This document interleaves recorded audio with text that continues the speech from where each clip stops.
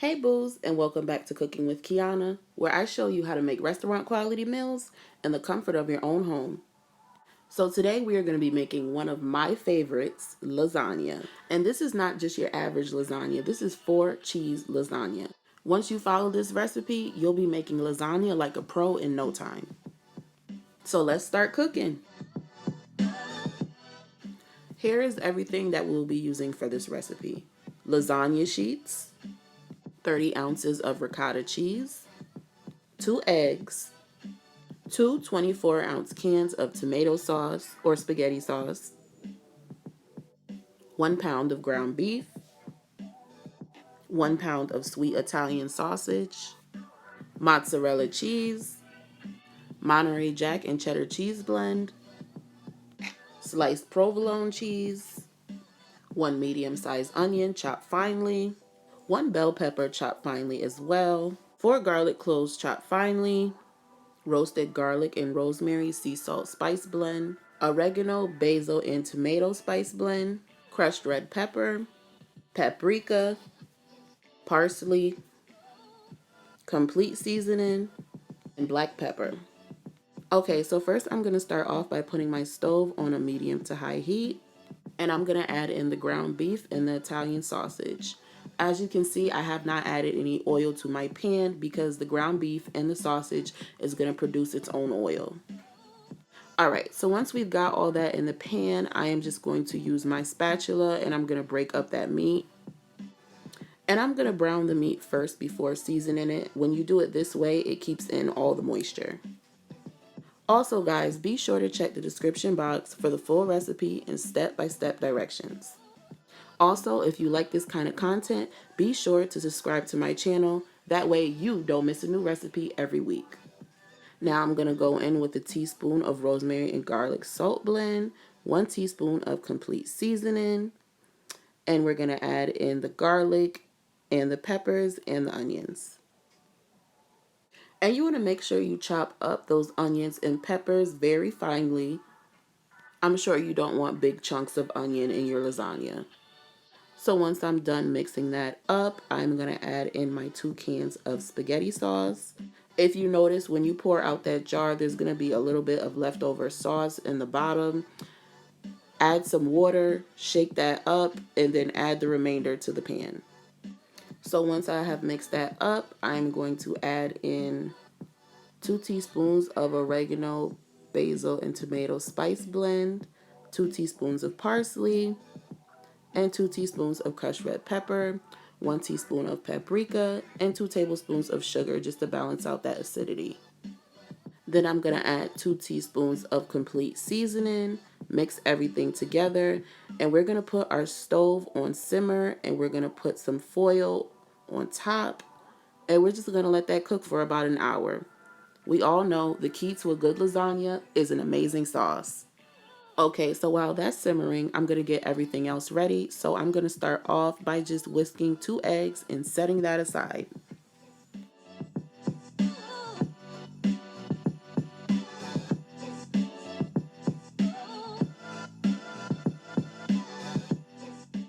Then we're going to add 30 ounces of ricotta cheese to a large bowl.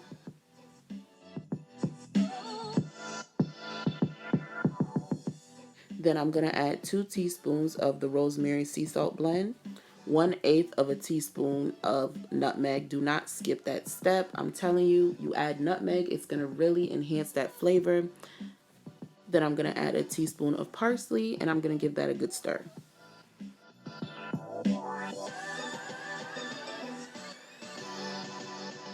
So once I'm done, I'm going to add in those 2 eggs and make sure that is well combined.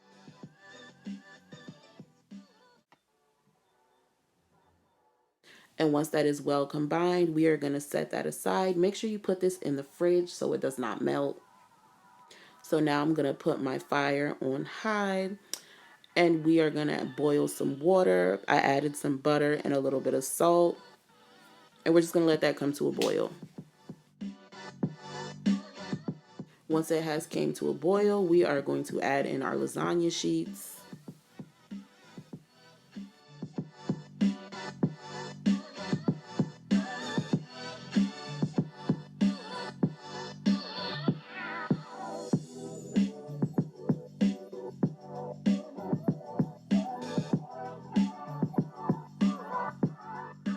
And I'm going to boil these for about 8 to 10 minutes, making sure I'm stirring them occasionally.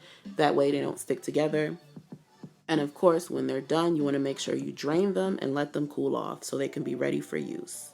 All right, so now we can finally start layering this lasagna. So I'm going to start off by adding a little bit of meat sauce to the bottom of my pan, and I'm going to make sure that is evenly spread out. Then we're going to add the pasta. I like to kind of make mine overlap. It makes it harder for them to fall apart. So I add about 4 going horizontally. Then I'm going to add 1 going vertical straight down. Then I'm going to add that ricotta and spread that. Make sure it's even going all around. Next, I add the provolone cheese.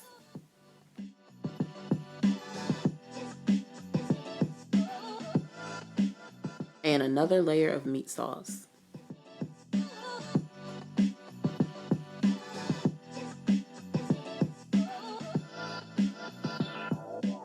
Once that meat sauce is evenly spreaded, I'm going to add a layer of that Monterey Jack and cheddar cheese mixture.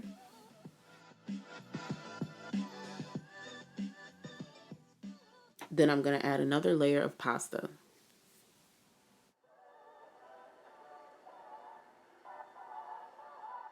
Then I'm going to go back in with that ricotta.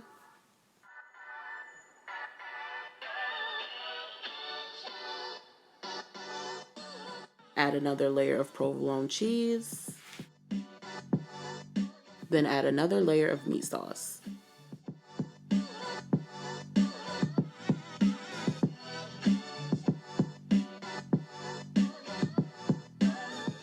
Okay, so now I'm going to add a layer of mozzarella cheese and 1 more layer of pasta.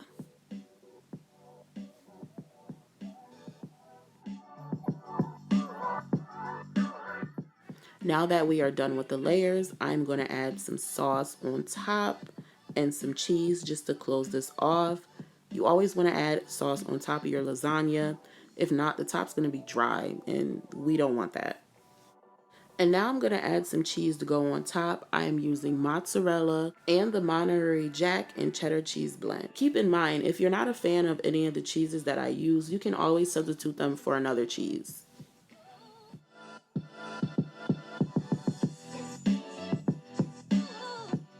Now I'm going to add some parsley on top to garnish.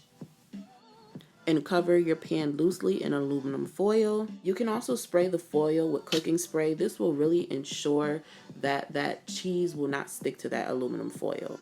And I'm going to cook this on 350 for 50 minutes. Halfway through, I'm going to take off the foil and let that cook uncovered. So it has been 50 minutes and my lasagna is done. If you like yours a little more brown on the top, you can crank that up to a broil. Let that cook for an additional 2 minutes. But this is exactly how I like mine. So you want to let this lasagna cool for about 15 minutes, and I'm going to show you exactly why. I couldn't wait and I cut into it. And as you can see, it's still sturdy, but it's not as sturdy as it should be. So I'm going to let this cool off for about 15 to 20 minutes, and I'm going to cut another piece.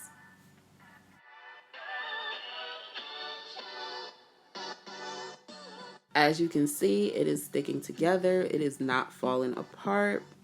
And it is exactly how you want your lasagna to look.